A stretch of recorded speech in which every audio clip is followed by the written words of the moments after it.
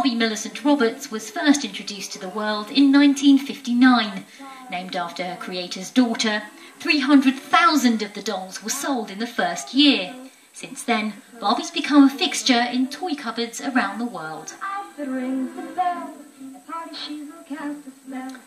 This is where it all started, right here in this case. We have some examples of the very first Barbies from 1959, including this model here, which proves that it's not always the case that Barbie was a blonde. Started out as a brunette, and appropriate for the time that she was introduced in, just started out with a plain black and white swimsuit, and that's all she had.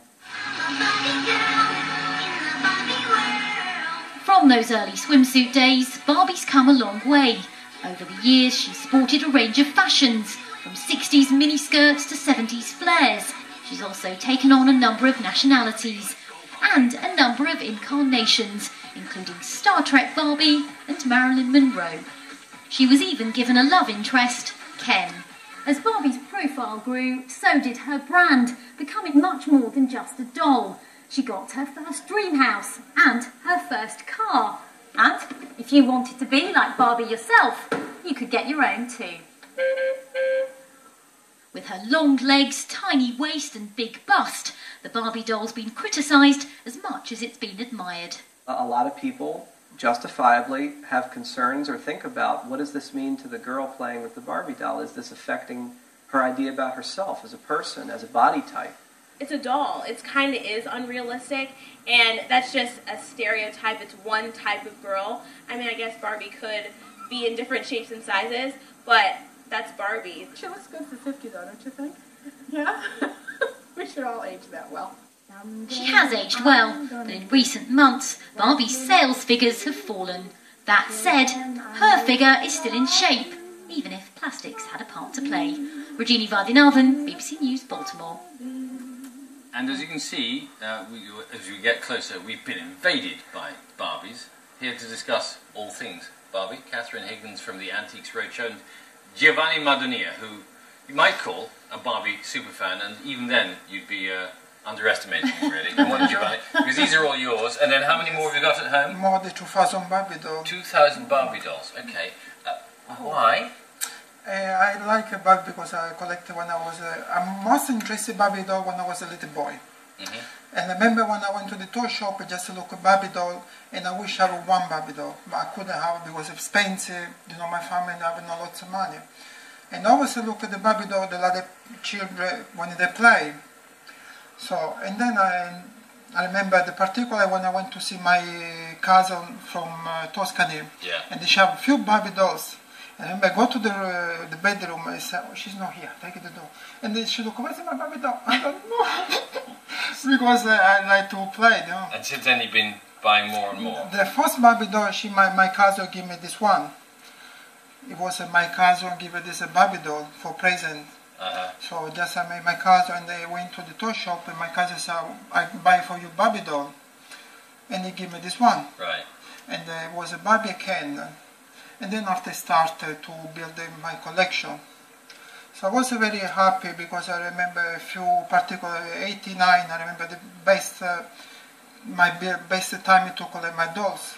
And I remember my cousin gave me a present, had Barbie house, so it's endured over the years. So maybe you're not the typical fan, I might say, but there are many fans still out there for Barbie. What is her enduring appeal? Well, there's a huge interest, and I think she came out at exactly the right time. I don't know if you'd have the success now, but in 1959 when we first saw her, although we got her in Britain in 1961, but when she first came out, she was just pivotal at the point where the teenager had emerged. So the teenagers' little sisters wanted something like their teenage, sisters to play with. She had these wonderful interchangeable outfits, and they were grown-up outfits. So it was Paris couture brought to a doll for the first time, a doll with curves and But anatomically, slightly odd. Wasn't she? Well, she was grown up, wasn't she? She was a teenage girl, really. Yes. But they had at one point they had to redesign the waist, didn't they? Because 2000 she changed in 2000, and she became this one, the new face. So because the 80s and 90s she's still the same face and the same body. So 80s and 90s still the same. And the 2000 she started to change, so she became this face. How much are they worth now? I mean, just looking at this collection here, in terms of what makes a Barbie collectible, and what a specific Barbie collectible, for how much would they be? Well, the most valuable Barbies sold are the vintage, what we call vintage. So that is sort of 1959, early 60s.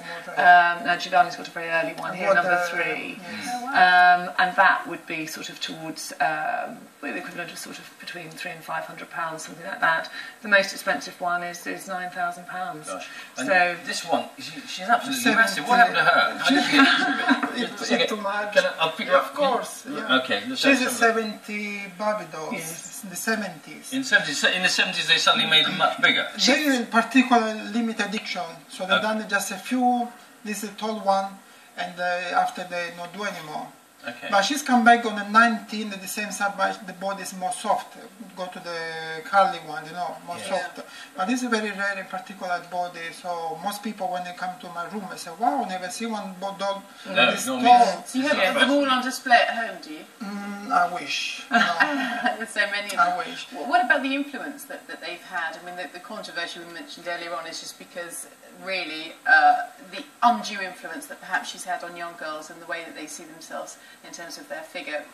I don't know what. Well, I think she's taken girls in a new direction. I mean, previously they only had sort of dolls to play with that were baby-like. So we've become more grown up with our play, I suppose. But she's something we can act out in the same way that we used to historically. Giovanni, you'd be shocked to hear though that both ladies here are in fact Cindy girls. Sorry, Giovanni, yes. Catherine. I like Cindy as well. I like Cindy. I got some Cindy vintage. I like Cindy. Okay. And Action Man as well. Yeah. I mean, you have Action Man as well. Yeah, and Cindy. But every time you get to spend some spare euros together, do you go and buy another Barbie doll if you've got 2,000? Yeah, but I try to buy more vintage because I go investment as well, because I notice I buy from eBay, so I notice most people they go particular vintage one.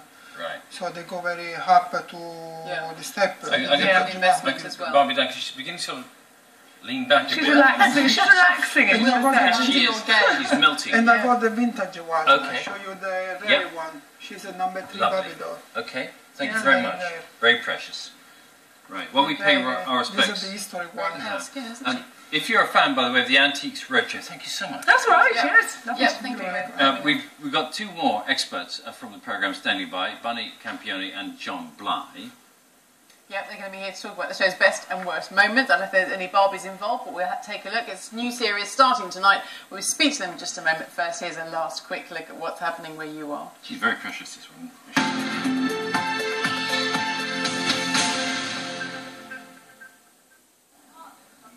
Good morning.